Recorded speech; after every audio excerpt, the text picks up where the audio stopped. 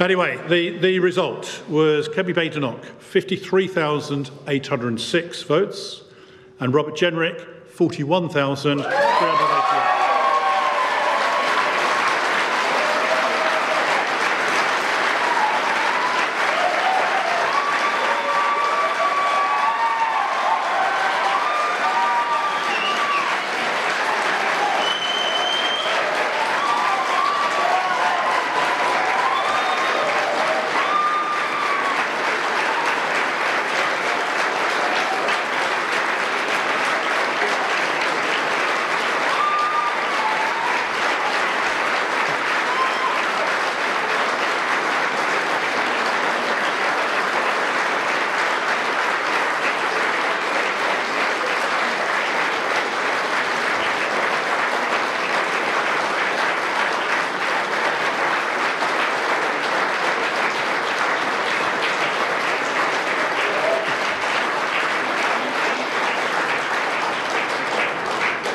Now the important bit. Therefore, I give notice that Kemi Badenoch is elected as leader of the Conservative and Unionist Party. I welcome her to the stage, and it's great, isn't it great that we've got another female leader?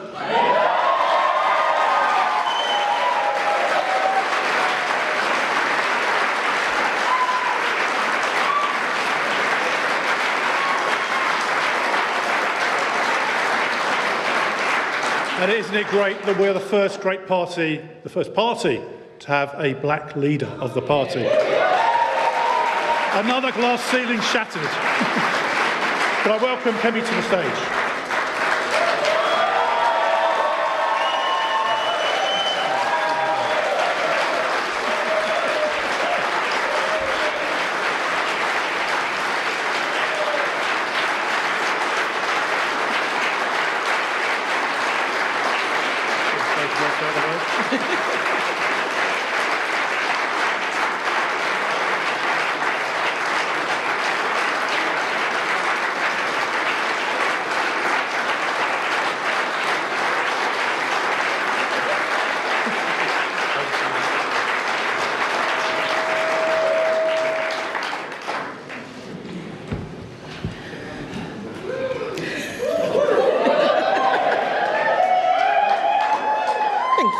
Thank you, everyone. And I want to start by thanking Richard Fuller for his work as our party chairman since July.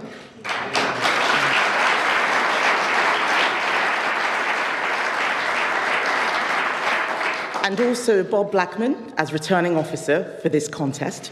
You and your teams have done us all a great service. Thank you. But I also want to pay tribute to everyone in the Conservative Party who has been involved in this very long campaign. It has been an experience none of us candidates will ever forget. Thank you for hosting us in your communities, in your village halls, in your pubs, and in your homes. It is the most enormous honour to be elected to this role, to lead the party that I love, the party that has given me so much. I hope that I will be able to repay that debt. There are so many people to thank. Firstly, my family, especially my husband, Hamish.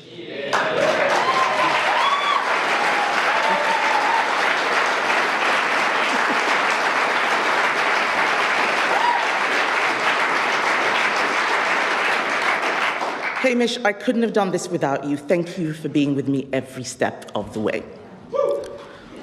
I also want to thank Rishi. No one could have worked harder in such difficult times. Rishi, thank you for everything you did. We all wish you and your wonderful family the very best for the future.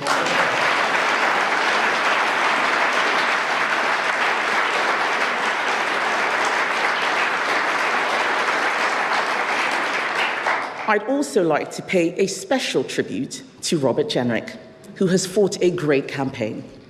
Rob, we have all been impressed by your energy and your determination. You and I know that we don't actually disagree on very much. And I have no doubt that you have a key role to play in our party for many years to come. Thank you.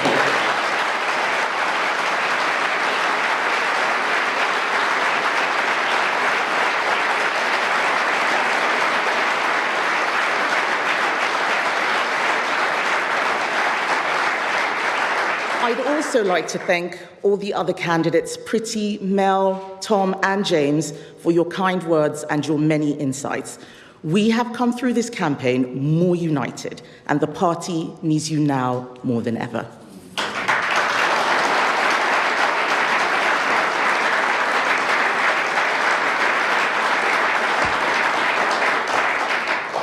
The task that stands before us is tough, but simple. Our first responsibility as His Majesty's loyal opposition is to hold this Labour government to account. Our second is no less important. It is to prepare over the course of the next few years for government, to ensure that by the time of the next election, we have not just a clear set of Conservative pledges that appeal to the British people, but a clear plan for how to implement them. A clear plan to change this country by changing the way that government works. The Prime Minister is discovering all too late the perils of not having such a plan. That huge job begins today.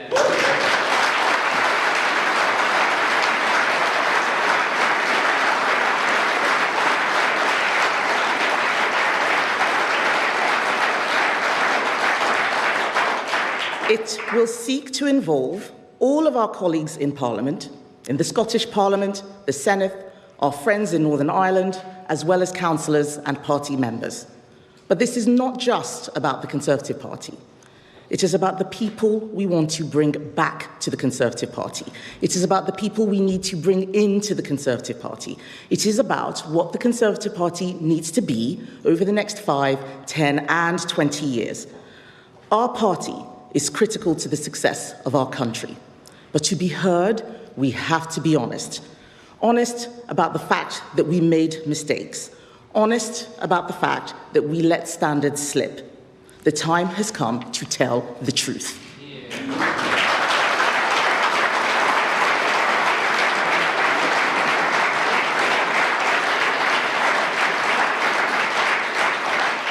The time has come to tell the truth, to stand up for our principles, to plan for our future, to reset our politics and our thinking, and to give our party and our country the new start that they deserve. It is time to get down to business. It is time to renew.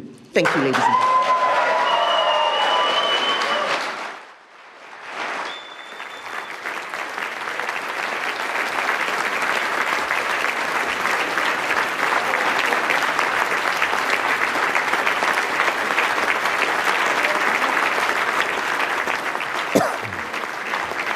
Well, that was Kemi Badenoch, the new leader of the Conservative Party, who has just been announced. She's just given her maiden speech as the Tory party leader, and she's now shaking the hands of Tory MPs. She gave her husband a hug, a kiss, and a reference as well, thanking Hamish Badenoch for his help and support. Also congratulating her opponent, Robert Jenrick, on the campaign and on what she called his energy during the long campaign between the two candidates. So there she is, working the room, as we like to say. And I'm here with Henry Zeffman, our chief political correspondent, who has been watching with me. And it was a pretty close result, wasn't it, Henry? The closest ever when Conservative Party members have had the chance to vote. I make it about 56% to 44%. That's a fair bit closer, actually, than Liz Truss beating Rishi Sunak, much closer than Boris Johnson beating Jeremy Hunt or any other ones you want to remember. But look, the big news here, just to make the obvious point, is Kemi Badenoch is now leader of the Conservative Party. That makes her the most likely next Prime Minister after Keir Starmer. There's all sorts of reasons why she might not be, but that is the simple fact of being leader of the opposition. She's extremely likely to lead the Conservatives into the next general election as their candidate for Prime Minister. That makes this a very big moment.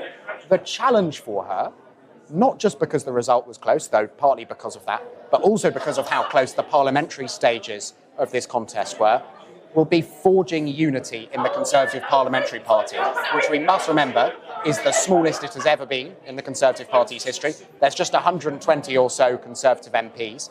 Kemi Badenoch now has a task on her hands to unite them after years of division after several leaders in very quick succession and find a way to present a coherent and different vision from the Labour Party to the country. Have we had many clues about how she's going to go about to do that? I think we certainly have in kind of her dispositions. She says she wants the state to do less, she wants the state to be smaller, and that will be a clear contrast, definitely, with this Labour government after Wednesday's budget, as a consequence of which, and Labour embraced this, the state will be bigger than it has been for generations. But she very consciously avoided, in the leadership campaign, taking clear positions on policies. Some policies, of course, but she almost defined herself against Robert Jenrick by saying he's being very specific about all sorts of things he wants to do.